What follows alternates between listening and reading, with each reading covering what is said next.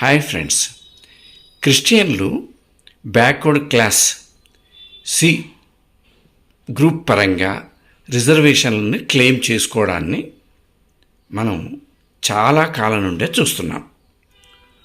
ఒక వ్యక్తి ఎస్సీ అయినప్పటికీ అతను ఒక క్రిస్టియన్గా లేదా ఒక ముస్లింగా ధృవీకరించబడ్డప్పుడు, నిర్ధారించబడ్డప్పుడు అతను తన ఎస్సీ రిజర్వేషన్ని క్లెయిమ్ చేయడానికి వీలు లేదు.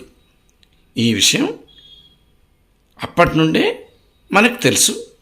ఇదే విషయాన్ని తాజాగా సుప్రీంకోర్టు తన తీర్పులో మరొక్కసారి పేర్కొంది. ఒక పాస్టర్ విషయంలో. ఆ పాస్టర్ ఏంటి? ఒరిజినల్గా ఎస్సీ అన్నమాట.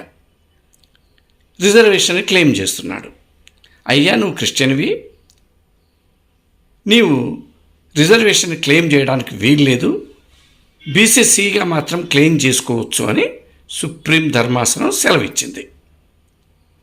తాజాగా ఈ విషయాన్ని మన పెయిడ్ ఛానల్స్, అంటే మన ప్రింట్ మీడియా, ఎలక్ట్రానిక్ మీడియా, అంతేకాదు ఓటు బ్యాంకు ఆశపడే రాజకీయ నాయకులు తెగ హడావుడి చేస్తున్నారు. ఇదేదో సంచలనమైన వార్తగా పేర్కొంటూ.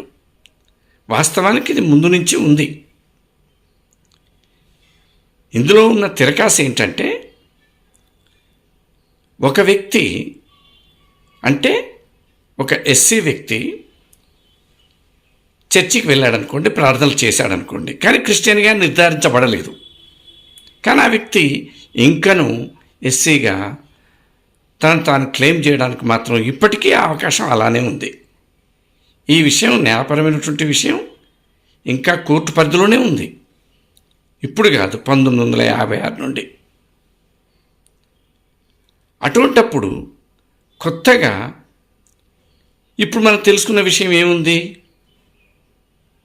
అంతేకాదు, ఎంతోమంది మన హిందువులు దర్గాలకు వెళ్ళి మొక్కుబడులు చెల్లించుకుంటున్నారు. వాళ్ళు ముస్లింలుగా మారినట్ట? అంతేకాదు, కొంతమంది ముస్లింలు కూడా మన ఆంజనేయ స్వామి దేవాలయానికి వచ్చి ప్రార్థనలు చేయడానికి కూడా నేను గమనించాను. మరి వాళ్ళు మన హిందువులుగా మారినట్ట? కాబట్టి ఫ్రెండ్స్, ఈ రిజర్వేషన్ల విషయంలో న్యాయపరమైన విషయాలని మనం ఇంకా తెలుసుకోవాల్సిన అవసరం ఉంది. కాదంటారా ఫ్రెండ్స్? Thank you.